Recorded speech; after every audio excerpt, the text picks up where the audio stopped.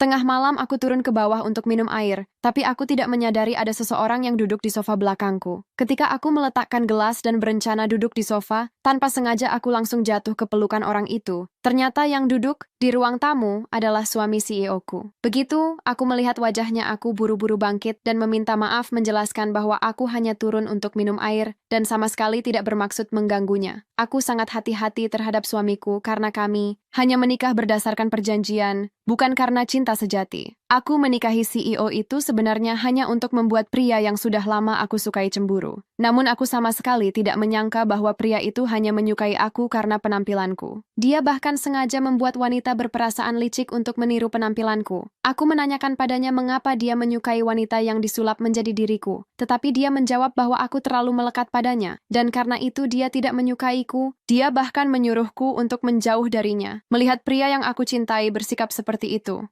padaku, aku merasa sangat kecewa dan kehilangan harapan. Tanpa sengaja aku terjatuh dari atap gedung. Wanita licik dan pria itu bukannya segera menelepon. Ambulans malah mendorongku ke kolam renang. Namun saat aku jatuh ke dalam air, hatiku terasa mati. Pada saat yang bersamaan, seorang aktris yang wajahnya sangat mirip denganku di dimensi lain terjatuh ke kolam karena komentar tentang naskah yang sama, dan pada saat-saat terakhir itu jiwa kami bersatu menjadi satu. Ketika aku diselamatkan oleh sahabatku, aku merasa sangat bingung dengan lingkungan sekitar. Sebelum aku bisa bertanya, sahabatku langsung mendekati dan mengkritik wanita licik itu, namun pria itu malah berdiri melindungi wanita licik tersebut. Saat itu aku terkejut dan sadar aku ternyata terperangkap dalam dunia dari naskah yang aku baca. Dan dalam cerita itu aku berakhir dengan reputasi yang sangat buruk. Sekarang aku tidak bisa mengulang kesalahan yang sama. Wanita licik itu mendekat dan memegang tanganku. Dia berkata bahwa aku bisa memukul atau memarahinya asalkan aku tidak marah. Melihat sikapnya yang begitu menyedihkan, aku merasa jijik dan hanya ingin mereka